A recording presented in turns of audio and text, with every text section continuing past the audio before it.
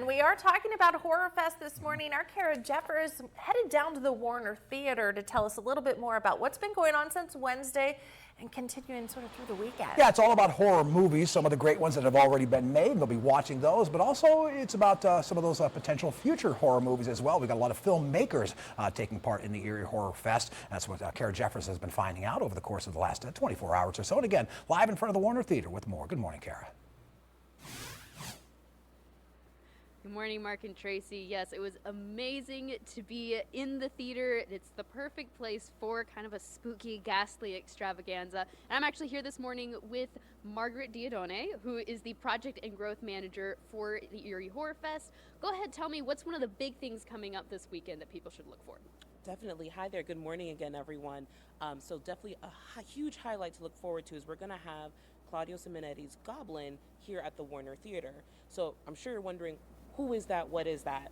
So Claudio Simonetti and Goblin, they're actually some of the premier composers for horror films from the 1970s and 1980s.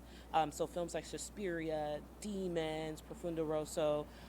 He had created a lot of those soundtracks. So that's how you get kind of that spooky sound. He really pioneered a lot of that. And it's called actually progressive rock.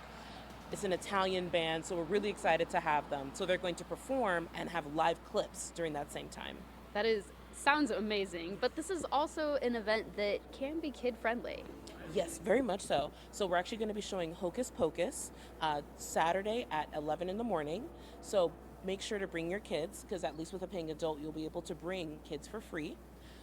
In addition to that, we know safety is a big thing, so we're going to have a trick-or-treating safety happening. And then after that, the kids will actually be able to practice those skills and go trick-or-treating around around the Warner lobby with our vendors and whatnot. That is amazing. It sounds like an absolute blast down here this weekend. Definitely make the time. If you're here for a good scare, but also want some family friendly, this is the place to be this weekend, Eerie Horror Fest at the Warner Theater. I'm Kara Jeffers. Mark Tracy, back to you. Yeah, it should be a fun and scary time down at the Warner Theater. And, if you had to have a backdrop weather-wise for the Eerie Horror Fest, this sort of rainy, cloudy stuff seems to fit. It really works.